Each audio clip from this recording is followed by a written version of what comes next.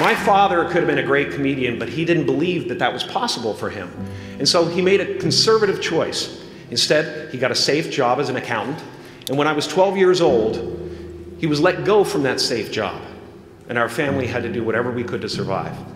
I learned many great lessons from my father, not the least of which was that you can fail at what you don't want. So you might have lessons from my father, not the least of which was that you can fail at what you don't want. So you might as well take a chance on doing what you love. It's not the only thing he taught me, though. You know, I watched the effect of my father's love and humor and how it altered the world around me. And I thought, that's something to do. That's something worth my time. It wasn't long before I started acting up. You know, people would come over to the house and they'd be greeted by a 7-year-old throwing himself down a large flight of stairs. They would say, "What happened?" And I would say, "I don't know. Let's check the replay." I'd go back to the top of the stairs and come back down in slow motion.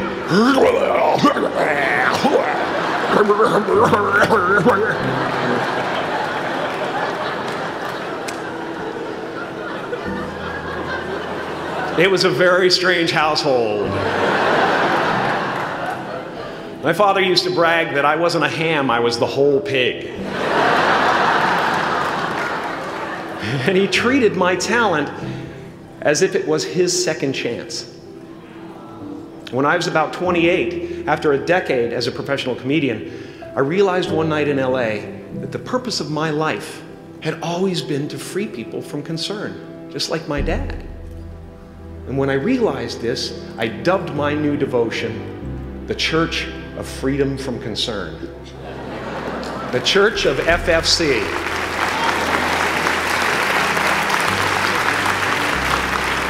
And I dedicated myself to that ministry. What's yours? How will you serve the world? What do they need that your talent can provide? That's all you have to figure out. As someone who's done what you're about to go and do, I can tell you from experience, the effect you have on others is the most valuable currency there is.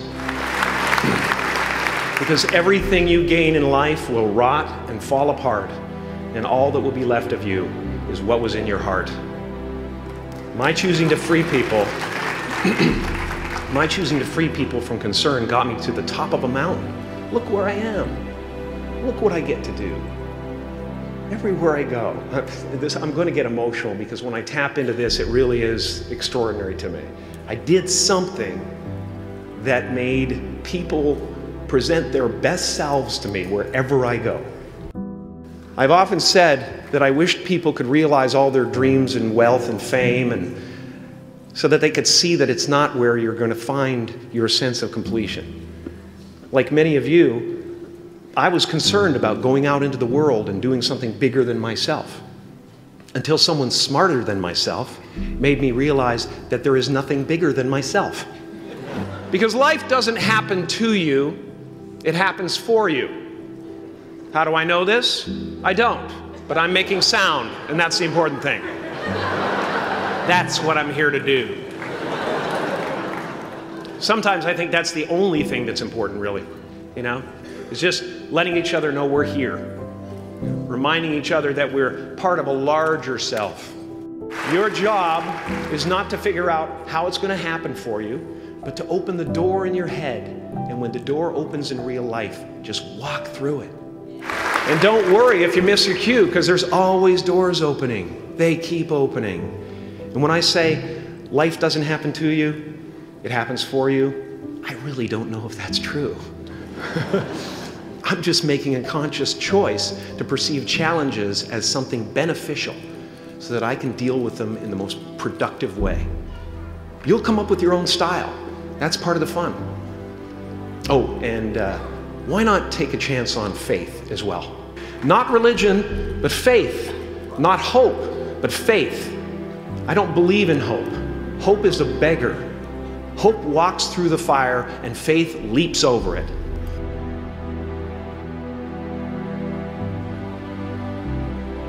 I used to believe that who I was ended at the edge of my skin.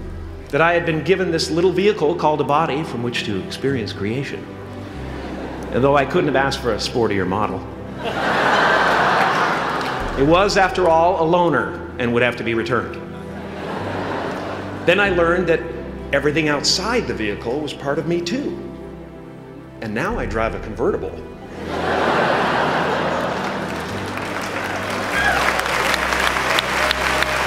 Yeah, man. Top down, wind in my hair. Woo! I am elated and truly excited to be present and fully connected to you at this important moment in your journey.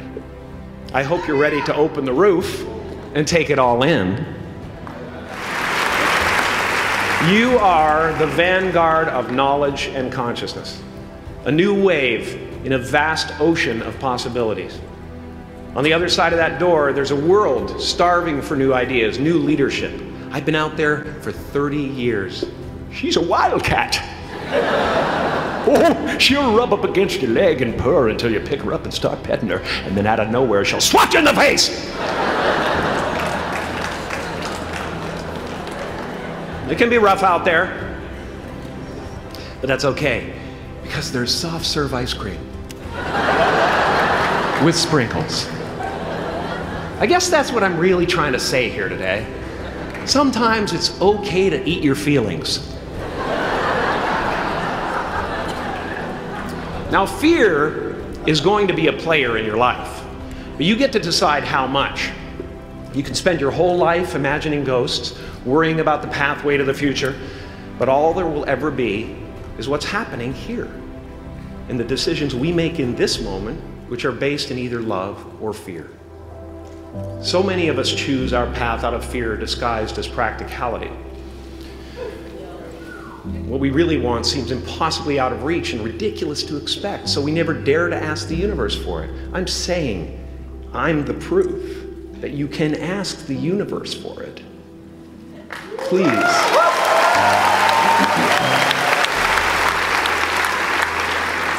I am at the top of the mountain, and I was, and the only one I hadn't freed was myself, and that's when my search for identity deepened. I wondered who I'd be without my fame. Who would I be if I said things that people didn't want to hear? Or if I defied their expectations of me? And that peace that we're after lies somewhere beyond personality, beyond the perception of others, beyond invention and disguise, even beyond effort itself. You can join the game, fight the wars, play with form all you want, but to find real peace, you have to let the armor go. Your need for acceptance can make you invisible in this world. Don't let anything stand in the way of the light that shines through this form. Risk being seen in all of your glory. My soul is not contained within the limits of my body. My body is contained within the limitlessness of my soul. Now I'm always at the beginning. I have a reset button, and I ride that button constantly. Once that button is functioning in your life, there's no story that the mind could create that will be as compelling. The imagination is always manufacturing scenarios, both good and bad, and the ego tries to keep you trapped in the multiplex of the mind.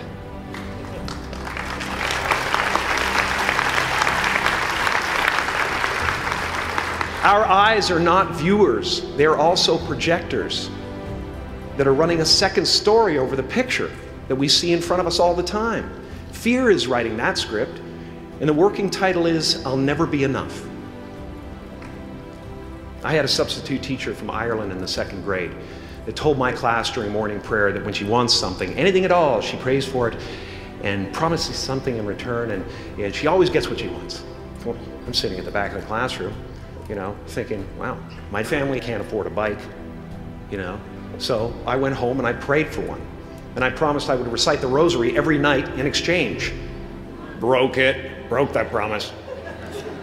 But 2 weeks later, I got home from school to find a brand new Mustang bike with a banana seat and Easy Rider handlebars. Yeah. From fool to cool. My family informed me that I had won the bike in a raffle that a friend of mine had entered my name in without my knowledge whatsoever. So that type of thing has been happening to me ever since. As far as I can tell, it's just about letting the universe know what you want and working toward it while letting go of how it comes to pass. No matter what you gain, ego will not let you rest. It will tell you that you cannot stop until you've left an indelible mark on the earth, until you've achieved immortality. How tricky is this ego that it would tempt us with the promise of something we already possess? Relax and dream up a good life.